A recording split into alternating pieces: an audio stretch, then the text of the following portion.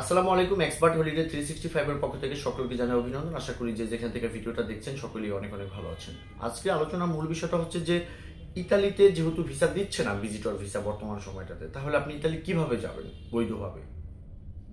তবে আলোচনা পূর্বে আন্তরিক রিকোয়েস্ট, চ্যানেলটা অবশ্যই সাবস্ক্রাইব করবেন নেক্সট ভিডিওগুলো দেখার জন্য। এছাড়া আপনাদের যদি কোনো মূল্যবান মতামত থাকে চাইলে কমেন্ট বক্সে টাইপ করতে পারবেন। আমরা সময় সুযোগ বুঝে আপনাদেরকে ভালো একটা অ্যান্সার দেওয়ার চেষ্টা করবো ইনশাআল্লাহ।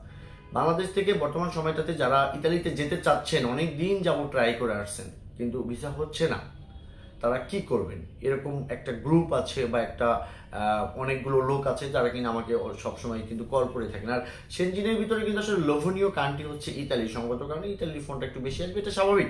কিন্তু আপনাকে সার্বিক পরিস্থিতি বিবেচনা করে ঠান্ডা মাথায় কিন্তু আপনাকে কাজ করতে হবে। ইতালি যেহেতু ভিসা দিচ্ছে না, কিন্তু সেনজিনের একটি ভিসা দিয়ে 30টা কান্ট্রি উইদাউট এনি ভিসায় আপনি ভ্রমণ করতে পারবেন উইথ ইতালি সহ। তাহলে আমরা যেটা করি, যেমন গত পরশু দিনে কিন্তু আমাদের এখান থেকে 4টা ভিসা হয়েছে। ফিনল্যান্ডের ভদ্রলোক কিন্তু ইতালিতে অ্যাপ্লাই করতে চেয়েছিলেন, কিন্তু আমি ওনাকে বলেছি যে আপনি ইতালি তো যাবেন, তাহলে আপনি অন্য একটা কান্ট্রি হয়ে যান। সেটা হতে পারে সুইডেন, নেদারল্যান্ড, লাটভিয়া, ফিনল্যান্ড, এই কান্ট্রিগুলো বা স্লোভেনিয়া, বেলজিয়াম, এগুলো হয়ে আপনি যান। ও ভিসাটা দিয়ে সে ফিনল্যান্ড যাবে, অ্যান্ড দেন কিন্তু ফিনল্যান্ড থেকে কিন্তু সে তার কাঙ্ক্ষিত জায়গায় ইতালিতে প্লেনে করে সে বৈধ ওয়েতে গেল। তাহলে ওখানে এটাই লাভ হচ্ছে যে আপনি যদি ইতালিতে সরাসরি গিয়ে আপনি বায়োমেট্রিক দেন, তাহলে কিন্তু আপনি একবার ডিক্লাইন হয়ে গেলেন, ওদের ওখানে রেকর্ডে থেকে গেল। সেক্ষেত্রে কিন্তু সেনজিন ভিসা পরবর্তীতে যদি আপনি কোথাও অ্যাপ্লাই করতে যান, সেক্ষেত্রে কিন্তু সেই ফিঙ্গারটাও কিন্তু আপনার বুঝে ফেলবে যে না, আপনি প্রিভিয়াস আপনার ডিক্লাইন ছিল। তো আমি বলবো বন্ধুরা, যাদের কাছে ডকুমেন্ট ভালো আছে, কারণ ভিসা সেনজিন একটু কম দেয়, এটা আমরা সবাই জানি, কিন্তু এর মানে এই নয় যে ভিসা দিচ্ছে না। আপনার কাছে যদি পর্যাপ্ত ডকুমেন্টস থাকে, তাহলে কেন আপনাকে ভিসা দেবে না? ভিসা দেওয়ার জন্য তারা বসে আছে। সেই ক্ষেত্রে আপনি সরাসরি ইতালিতে অ্যাপ্লাই না করে আপনি, আমি যেটা সাজেস্ট করি বেসিক্যালি, যারা আমাকে ভালোবাসেন বা আমার সাথে কাজকর্ম করার, আপনাদের সাথে কাজকর্ম করার যাদের আমার সৌভাগ্য হয়েছে, তারা আপনি ফিনল্যান্ড, আইসল্যান্ড, নেদারল্যান্ড, এই সমস্ত এরিয়াগুলো আপনি চুজ করেন, ফার্স্ট এন্ট্রি ওখানে দেন।